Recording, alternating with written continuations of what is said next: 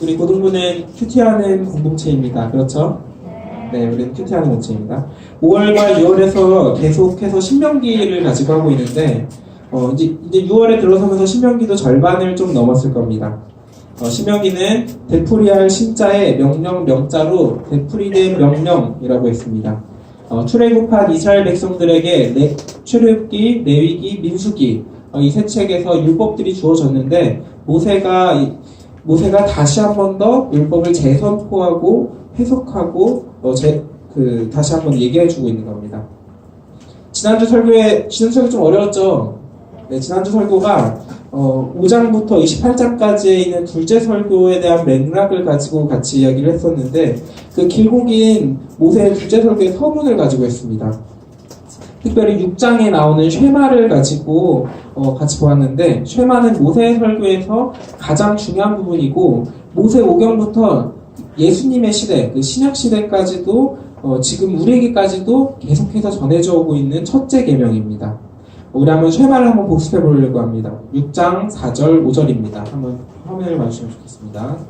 네, 시작. 이스라엘아 들으라. 우리 하나님 여호와는 오직 유일한 여호와이시니 너는 마음을 다하고 뜻을 다하고 힘을 다하여 내 하나님 여호와를 사랑하라. 아멘. 이 쉐마를 혹시 외울 수 있는 사람 혹시 외울 수 있어요? 안 보고 할 수 있어요? 할 수 있어요? 자, 한번 화면을 지워주시고, 네, 한번 해봅시다. 시작.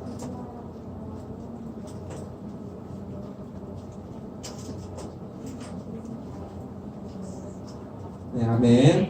네, 지난주에 제가 영화 예매권을 드렸죠? 원래 2장이었는데 한 장만 들어가지고 한 장을 더 드리겠습니다. 와, 이거를 외우고 있을 사람이 있을 줄 몰랐어요. 네. 자, 11장까지는 모세의 설교의 서문이고, 12장부터가 율법 전문이거든요. 이제 오늘 본문은 그 중에서 15장에 있는 내용입니다. 15장 1에서부터 5절입니다.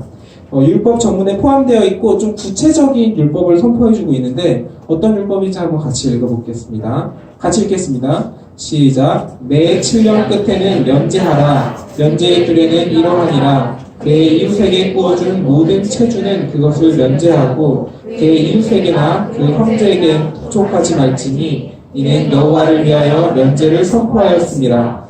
이방인에게는 내가 독촉하려니와 내 형제에게 구워준 것을 내 손에서 면제하라. 내가 만일 내 하나님 여호와의 말씀만 듣고 내가 오늘 내게 내리는 그 명령을 다 지켜 행하면 내 하나님 여호와께서 내게 기업으로 주신 땅에서 내가 반드시 복을 받으리니 너희 중에 가난한 자가 없으리라. 아멘. 면제라는 단어의 의무는 한번 다음 읽으시겠어요? 네. 책임이나 의무 따위를 면하여 줌. 법률 용어로서는 채권자가 일방적인 의사표시로서 대가 없이 채무자의 채무를 면하여 주는 일이라고 합니다. 여기서 사용된 면제라는 의미는 이 율법이라고 했잖아요. 법률 용어예요. 그래서 채권자, 빌려준 사람이 아무런 대가 없이 물건이나 뭐 돈이나 아무것도 받지 않고 채무자에게서 채무를 없애주는 것을 면제라고 합니다. 쉽게 말해서 형제와 이웃 간에 어떤 빚을 졌더라도 면제년에는 빚이 없어지는 겁니다. 채무 관계가 있어도 없어지는 거죠. 이런 법이 현대에도 있을까요? 없을까요? 있을까요? 없을까요? 있어요? 없어요? 네. 이런 게 있으면은 지금 집사님들 되게 좋아하실 거예요. 10년만 견디면은 빚이 막 사라지니까. 네. 근데 비슷한 법은 있긴 있습니다.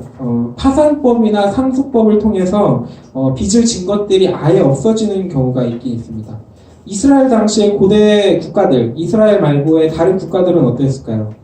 고대 국가들에게도 면제법이 관련된 게 있기는 있는데 이것이 정확히 몇 년에 한 번씩 있다 이런 식으로 되어 있지는 않고 왕이 특별 사면령을 내리거나 대사면이라는 게 있습니다. 이거는 이제 왕이 어느 날 이제 너무 기분이 좋아서 뭐 왕이 결혼을 했다던가 아들을 낳았다던가 이럴 때 대사면이라고 해서 그 죄수들을 풀어주고 빚진 자들을 다 빚을 없애주고 하는 게 있습니다.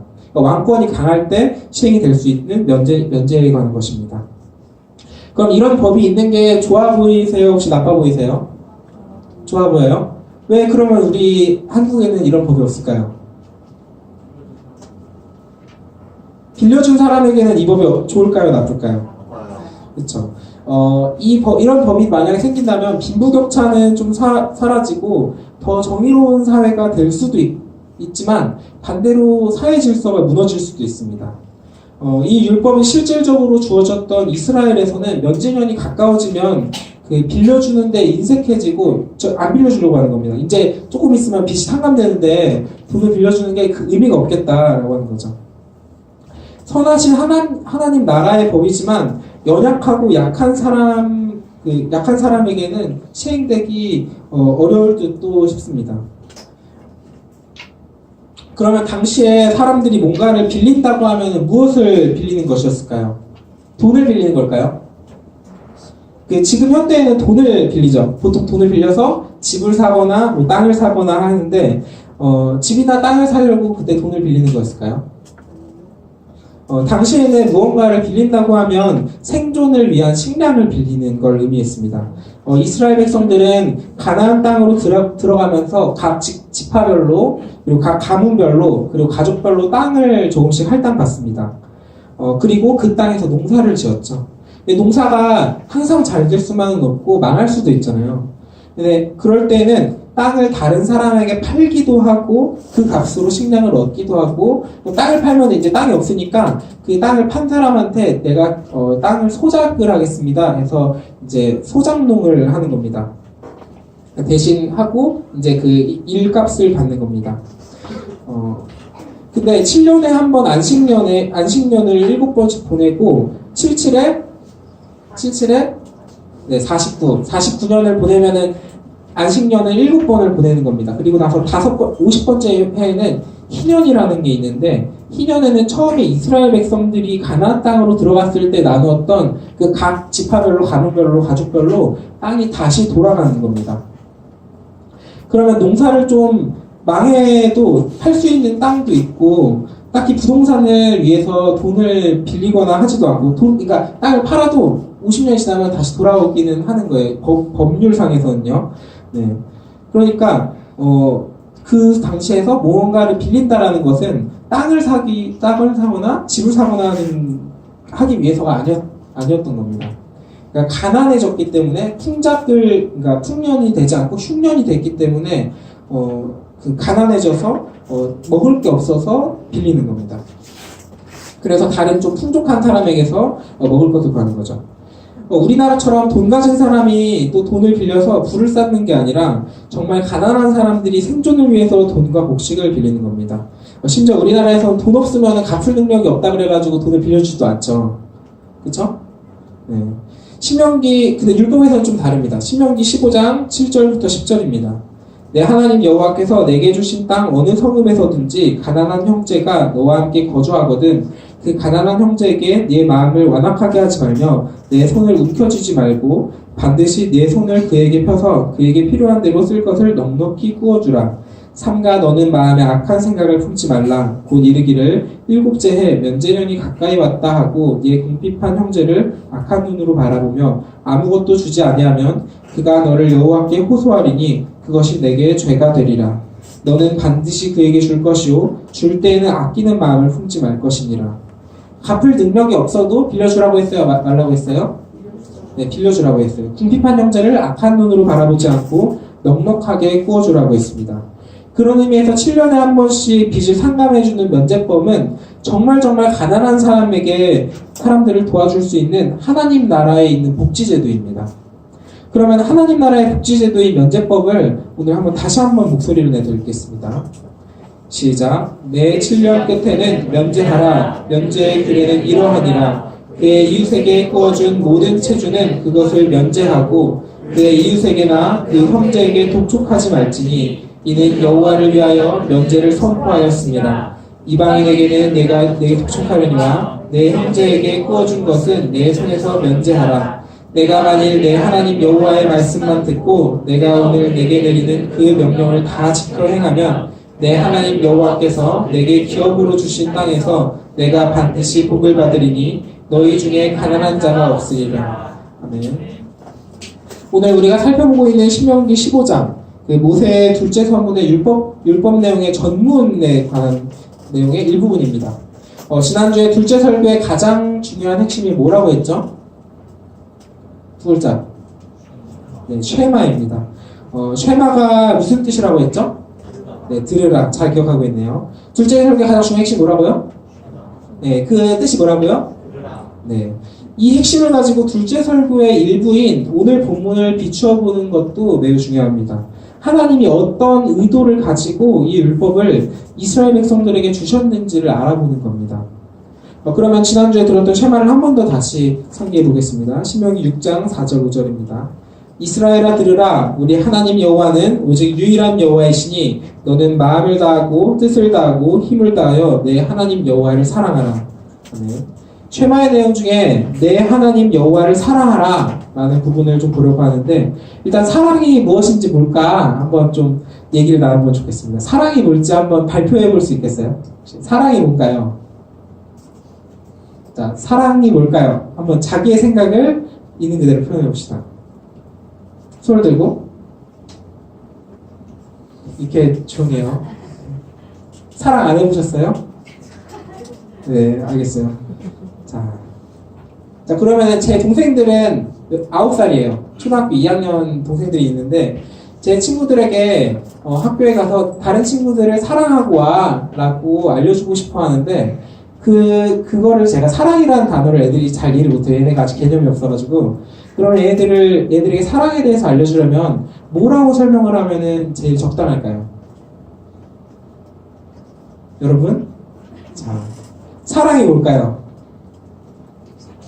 만약에 저한테 빙의를 하시고, 이제 제 동생들한테 한번 사랑이 뭔지 한번 설명해 준다고 생각하시고 한번 생각해 볼까요? 자, 뭐 걸까요? 기다리고 있습니다, 혹시? 자, 기프티콘, 이렇게요. 너무 속물 것 같은데? 알았어. 좋아하는 것. 뭘 좋아하는 것? 사람을 좋아하는 것은 사랑이다. 뭐 좋아하는 건 뭐예요? 9살한테 하는 얘기예요. 네. 자, 9살 친구한테 친구가 좋아하면은 그 좋아하는 게 뭔지에 대해서 또 설명을 해줘야 돼요. 좋아하는 건 뭘까요? 싸우지 말고 오라고. 네네. 알겠습니다. 한 명 더 해볼까요? 사랑이 뭘까요?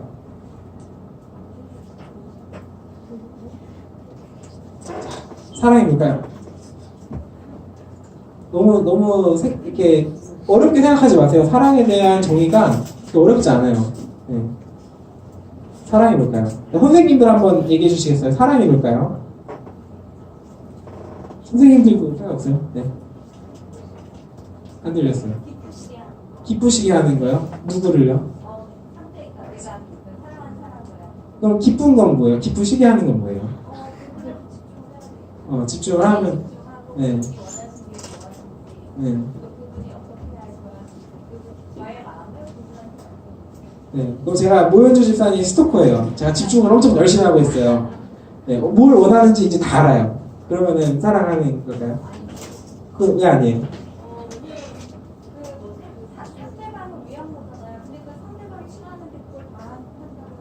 네, 상대방이 원하는 걸 해주는 거죠. 네, 알겠습니다. 네, 제가 동생들에게 이야기할 때는 조금 다르게 표현을 합니다. 사랑의 정의를 사전에서 찾아보면은 다른 사람을 몹시 아끼고 귀중히 여기는 마음입니다. 저만 좋아하는 게 아니라 그 사람도 자신이 귀중하다라고 여기게 생각을 받아야지 사랑이 되는 겁니다. 근데 이럴 때 제가 동생들에게 이렇게 얘기하진 않고요. 이렇게 얘기해도 저희 동생들은 어렵게 생각합니다. 그래서 제가 던지는 질문은 친구들한테 잘 손해보고 있어? 라고 물습니다. 그리고 학교에 갔다 오면은 친구들한테 잘 손해를 보고 왔니? 라고 물었죠. 손해라는 단어도 좀 어렵긴 한데 그래도 제 동생들에게 가르치기에는 이 정도는 가르쳐줄 수 있어요. 내가 가진 것을 아무런 대가 없이 내어주게 되는 게 손해입니다. 면제와 같은 의미입니다. 오늘 얘기했던. 자, 제가 이게 오늘 설교의 핵심입니다. 한번 목소리를 내서 같이 따라하면 좋겠습니다. 자, 사랑하면 손해본다. 사랑합시다. 손해봅시다. 손해보며 기뻐합시다. 네, 사랑하면 손해본다라는 말이 되게 어감이 조금 이상하죠. 손해라는 단어가 부정적인 단어로 사용하는데 사랑은 손해를 보는 것을 전제로 하고 있습니다. 한번 성경을 같이 보겠습니다. 고린도전서 13장 4에서 7절입니다. 찾으시지 않으셔도 됩니다. 네. 자, 제가 읽겠습니다. 사랑은 오래 참고, 사랑은 온유하며, 시기하지 아니하며, 사랑은 자랑하지 아니하며, 교만하지 아니하며, 무례히 행하지 아니하며, 자기의 유익을 구하지 아니하며, 성내지 아니하며, 악한 것을 생각하지 아니하며, 불의를 기뻐하지 아니하며, 진리와 함께 기뻐하고, 모든 것을 참으며, 모든 것을 믿으며, 모든 것을 바라며, 모든 것을 견디느니라. 마태복음 5장 39절부터 42절입니다. 누구든지 내 오른뺨을 치거든 왼편도 돌려대며 또 너를 고발하여 속옷을 가지고자 하는 자에게 겉옷까지 가지게 하며 또 누구든지 너로 억지로 오리를 가게 하거든 그 사람과 심리를 동행하고 내게 구하는 자에게 주며 내게 꾸고자 하는 자에게 거절하지 말라. 아멘. 이 성경에서 보통 사랑을 한다에 대해서 이야기를 할 때 비유로 드는 것은 손해를 보는 것을 이야기합니다. 고린도전서 13장에 나오는 사랑에 관한 내용이 있는데 거기가 사랑의 정의에 대해서 성경에서 얘기해주고 있는 겁니다. 근데 그 중에서 사랑은 손해를 본다라는 것은 사랑의 일부분을 표현을 하는 겁니다. 그렇지만 설명하기가 아주 쉽기 때문이죠. 제 동생들이 유치원을 다니고 있을 때 유치원에 있던 여동생 시은이가 갑자기 아픈 적이 있습니다. 열이 난다고 유치원에 더 있지 못하고 집으로 데려가야 한다고 했어요. 근데 그날 부모님 두 분 다 어디 좀 급한 일이 있으셔가지고 가셨고 누나도 이제 출근하고 없고 저는 대학생이었거든요. 제가 연락을 받았을 때 마침 학교에 가는 버스 안이었습니다. 제가 이 연락을 받고 어떻게 했을까요? 네, 버스에서 내려서 다시 돌아갔습니다. 쟤는 수학을 공부했다 했잖아요. 수학과입니다. 수학과는 보통 수업마다 매번 퀴즈를 봐요. 그럼 퀴즈를 못 본다는 거는 그 하루의 퀴즈 점수를 날리고 이건 학점에도 이 점수도 좋은 점수를 받는 것도 포기를 하는 겁니다. 등록금을 냈으니까 이제 수업을 듣기 위해 낸 돈도 포기하는 거죠. 학교를 가지 않는다는 말은요. 물론 다시 집에 와야 되니까 버스비도 그냥 고루 날아가는 거죠. 제가 점수와 돈, 시간 모든 것을 포기하고 손해를 보는 것을 감수합니다. 하지만 무엇보다 우선해서 동생에 가서 동생을 돌보는 것은 제가 동생을 사랑하기 때문입니다. 사랑하기 때문에 손해를 보는 것을 기뻐하는 겁니다. 제가 애들한테 몇 주 전에 어린이날 선물을 사주기로 했거든요. 애들한테 뭘 사다 줄까? 그랬더니 장난감을 사달래요. 그 메카니멀이라고 그 변신하는 로봇 장난감이 있거든요. 근데 제가 선뜻 사주겠다고 했거든요. 그래서 이제 어린이날이 토요일이었잖아요. 근데 제가 집에를 가지 못하니까 롯데마트에 가가지고 거기 장난감 코너에 갔어요. 근데 장난감을 사는데 하나당 3만원씩이더라고요. 제가 동생이 2명이에요. 2명이 그러면 하나씩 사줘야 되잖아요. 그러면 얼마나 들었을까요? 네, 6만원이 들었어요. 이 정도면은 저의 거의 정말 많은 것을 희생하는 겁니다. 제가 카드를 긁으면서 진짜 이걸 사줘야 되나? 내가 왜 약속을 했지? 부들부들 떨리기는 했지만 손해를 감수하면서도 동생들에게 선물을 사줄 수 있는 것은 동생을 사랑하는 마음 때문입니다. 제가 동생들에게 이건 선물을 줬을 때 동생들이 좋아했을까요? 싫어했을까요? 그러면 저에게 어떻게 해줬을까요? 안아주고 사랑한다 해주고 최고라고 해주고 네, 이렇게 했으면 정말 좋았어요. 네. 정말 좋은 가정입니다. 네. 저한테 오빠 고마워 하고 가져가서 이거를 그냥 가져가 놀아요. 그리고 저는 안중에 넣었어요. 이제 딱 한마디 고마워 한마디 듣고 끝난 거예요. 저는. 네. 근데 저는 단지 제 동생들이 그 가지고 노는 모습을 보고 기뻐하니까 그게 기쁨이 되는 거고 저의 시간과 돈을 쓰는 것이 아깝지 않은 겁니다. 사랑한다는 것은 시간을 손해보는 것이고 재산을 손해보는 겁니다. 그냥 이것저것 다 손해보는 거예요. 다시 한번 따라해볼까요? 사랑하면 손해본다. 사랑합시다. 손해봅시다. 손해보며 기뻐합시다. 네, 손해보며 기뻐하는 마음을 가지셔야 합니다. 손해를 본다라고 하면은 내가 힘들다, 안 좋다라는 감정만 가지는 게 아니라 손해를 본다는 건 누군가는 거기에서 이익을 가지는 거거든요. 그러면은 그 사람들에게 그 이익을 보면서 기뻐하는 겁니다. 그게 사랑하는 겁니다. 오늘 함께 보았던 면제법은 면제를 해주는 사람은 실질적으로 손해를 보는 겁니다. 어려운 사람에게 도와줘야 하고 긍휼히 여기는 마음, 불쌍히 여기는 마음을 가져야 합니다. 그러면서 면제법이 가까이 왔다 하더라도 가난한 사람을 못 본 척 넘어가면 안 되고 이 사람에게 넉넉하게 구워줘야만 합니다. 면제를 해주는 사람은 사랑을 해주는 사람인 겁니다. 그리고 쉐마에서 우리 하나님 여호와라는 표현에서 여호와는 우리의 신이라는 것을 알 수 있습니다. 다른 사람의 신이 아니라 우리의 신이라는 것은 우리를 특별히 보호해 주신다라는 것이고 하나님이 우리를 사랑하신다라는 겁니다. 결과론적인 이야기로서 하나님께서도 손해를 보셨습니다. 전능하신 하나님께서 모든 것에 무한한 힘과 무한한 능력을 가지셨는데 어떤 부분에서 손해를 보셨는지 혹시 알고 계신 분 있으세요? 무엇을 손해 보셨을까요? 하나님께서는 하나님께서 무엇을 손해 보실 수 있을까요? 시간조차 창조하신 하나님께서 하나님은 자신의 하나뿐인 아들 예수님을 손해 보셨습니다. 예수님께서 인간의 몸으로 오셔서 우리를 위해서 십자가에 달리시고 계획을 세우셨고 실행하셨습니다. 우리를 사랑하셨기 때문에 하나님은 독생자이신 예수님의 죽음으로 손해를 보신 것입니다. 그리고 하나님께서는 우리를 양자로 삼으셨습니다. 예수님의 죽으심과 우리의 구원에 대해서는 이번 여름 수련회 때 좀 이야기를 나누려고 해서 깊게는 하지 않겠습니다.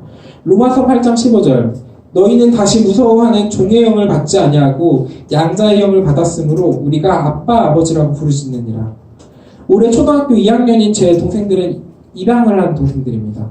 동생들을 양자로 삼았거든요. 양자로 삼으면서 저희 집은 정말 큰 손해를 보고 있는 겁니다. 아이들을 양육하면서 재정적으로 돈을 많이 손해를 보고 있고요. 시간적으로도 손해를 보고 있습니다. 어머니, 아버지, 아까 잠깐 예화에서 얘기했듯이 저도 재정적으로 제가 동생들이 없었으면 장난감을 살 일이 없잖아요. 그 6만 원은 오로지 저를 위해서 쓸 수 있는 건데 동생들을 위해서 희생을 한 겁니다.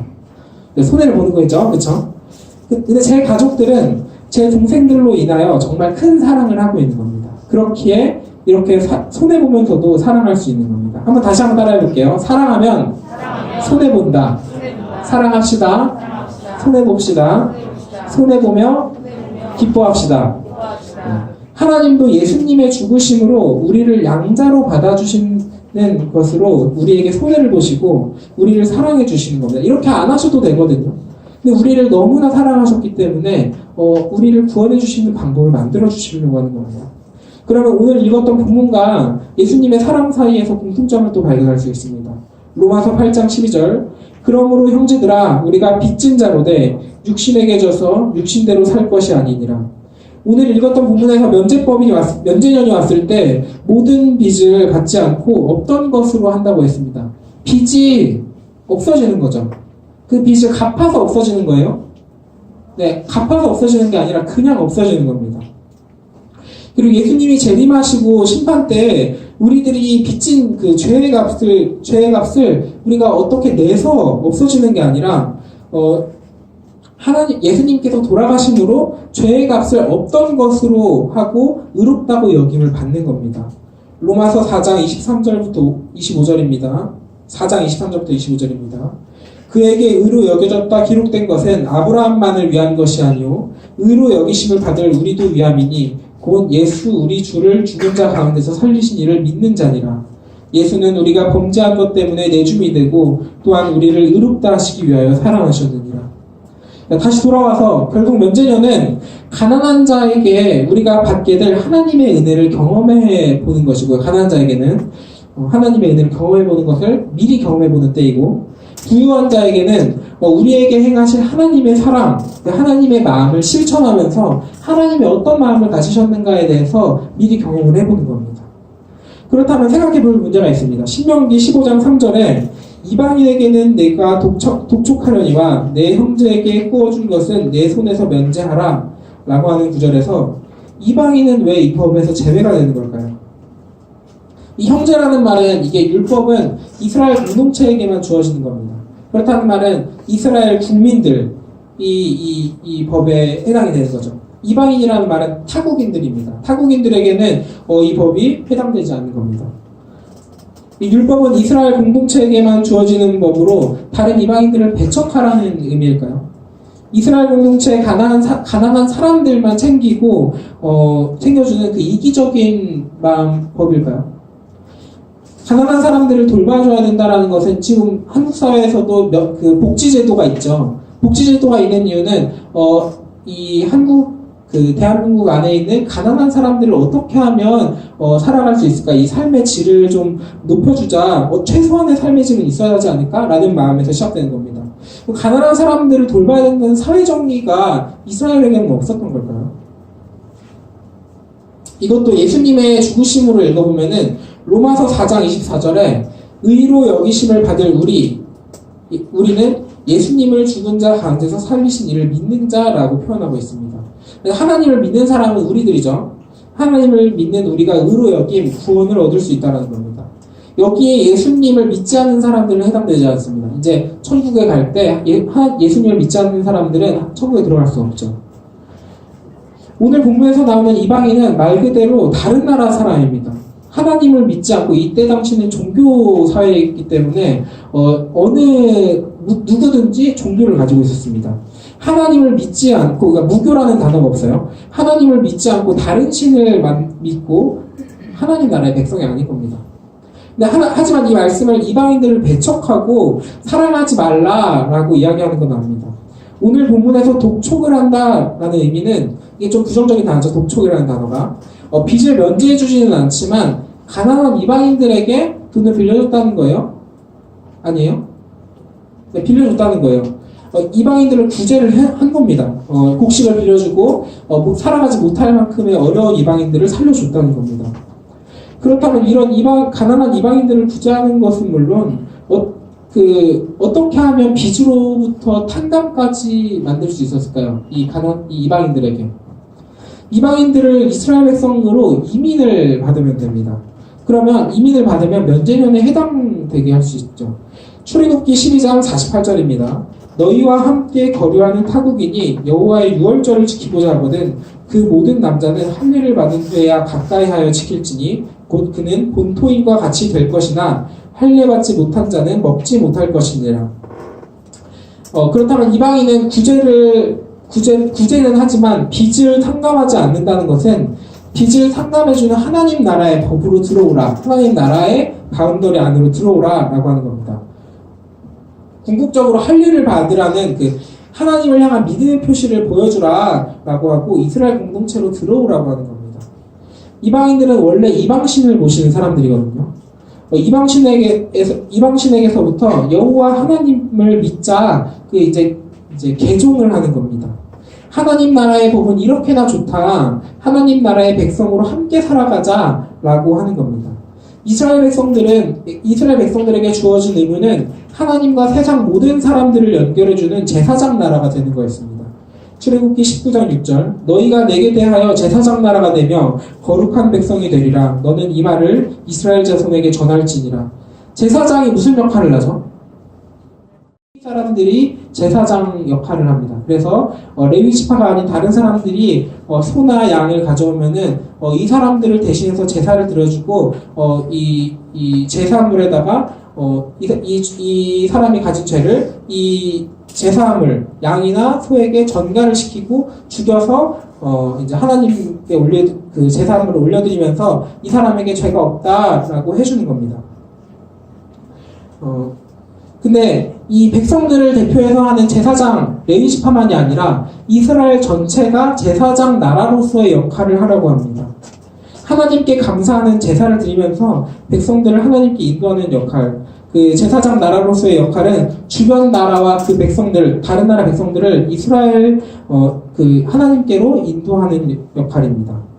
이방인들의 빚을 그냥 탕감해주면 그때는 가난한 이방인들이 돈을 빌렸겠죠. 그 이방인들이 세상적으로 기뻐할 수 있습니다. 근데 사실은 그렇게 하는 것은 사랑하는 마음을 가지고 하는 게 아닙니다. 사실은 그 이방인들이 하나님 나라의 백성, 이스라엘 백성으로 되게 해야 이방인을 궁극적으로 구원에 이를 수 있고 언약의 백성이 되도록 인도해 주는 겁니다.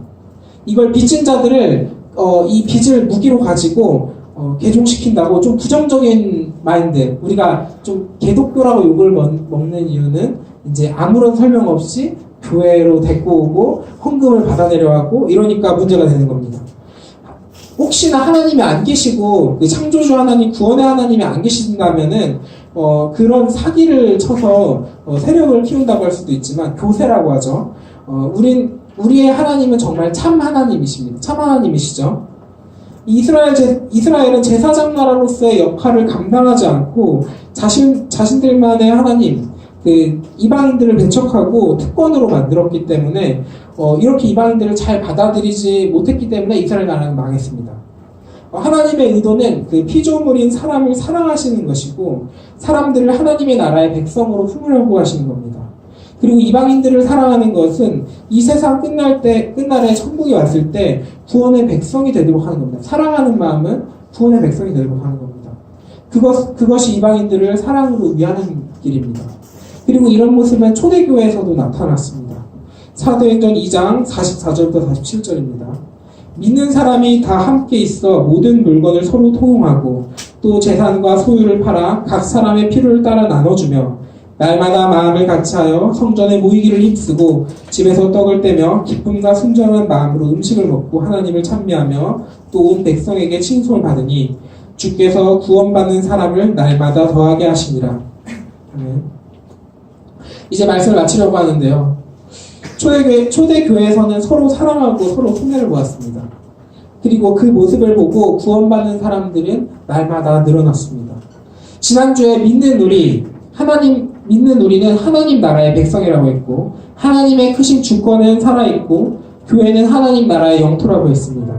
하나님 나라는 구약시대에서는 이스라엘 나라의 모습으로 나타났고 신약시대에서는 교회의 모습으로 변화했습니다.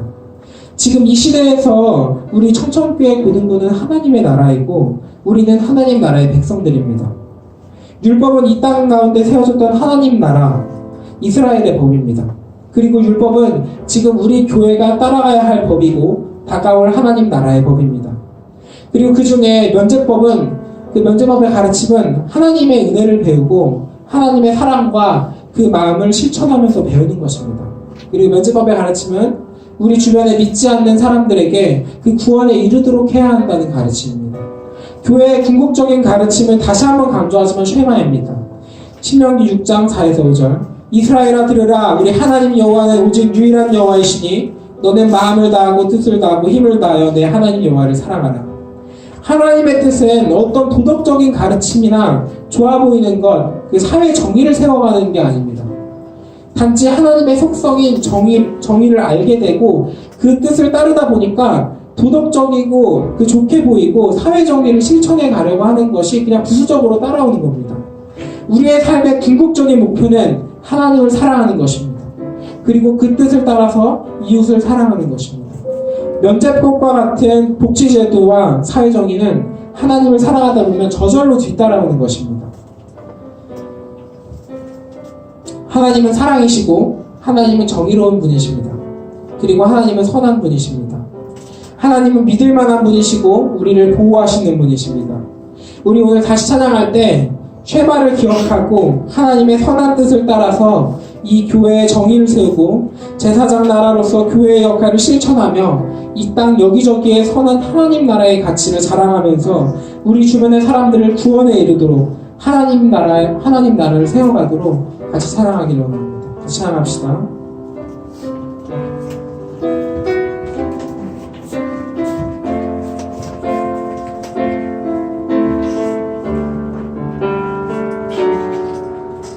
이곳에 임하신 하나님 나라 가난한 마음으로 바라보리라.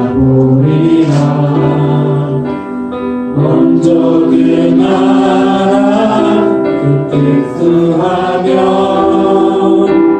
나의 삶들이 이곳에 임하신 이곳에 임하신 하나님 나라 가난한 마음으로 바라보리라.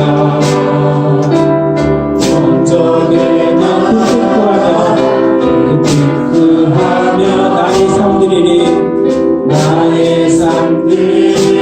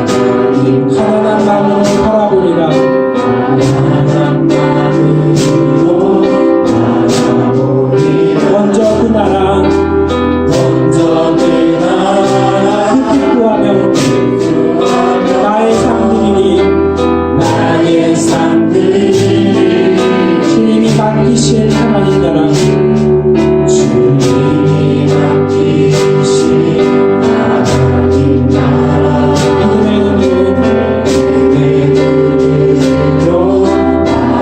바라보리라. 하늘의 뜻이 하늘의 뜻이 이 땅 가운데 완성될 그날까지 완성될 그날까지 믿음 다하여 믿음 다하여 그의 성과 하나님의 나라는 하나님의 나라는 무너지지 않으니 믿음 다하여 그 나라 세워가리라 나라 세워가리라. 주님 오실 때까지. 같이 기도하기를 원하는데요. 하나님 나라의 법은 오늘 봤던 이스라엘의 법, 율법과 같습니다. 율법에서처럼 남을 어떻게 하면 사랑할 수 있을까? 하나님을 어떻게 하면 사랑할 수 있을까에 관한 법입니다. 우리가 하나님을 사랑하다 보면은 이 나라를 좋아질 겁니다. 이 나라가 어떻게 하면 좋아질 수 있을까 고민할 때 하나님을 먼저 사랑하고 하나님의 뜻을 구하기를 원합니다. 성경을 보고 하나님께서 어떤 말씀을 하시고 계신가, 우리의 이웃을 어떻게 사랑할 수 있을까에 대해서 우리가 배워야 합니다. 우리가 기도할 때 하나님 나라의 뜻을 알게 해달라고 하나님 나라에 우리가 백성으로 살아가겠다고 같이 고백하고 어떻게 하면 하나님 나라의 백성으로 살아갈 수 있을까, 하나님 나라를 어떻게 하면 확장시킬 수 있을까에 대해서 고민하면서 같이 기도했으면 좋겠습니다. 같이 기도하시겠습니다. 하나님, 오늘 성철교회 믿음과 함께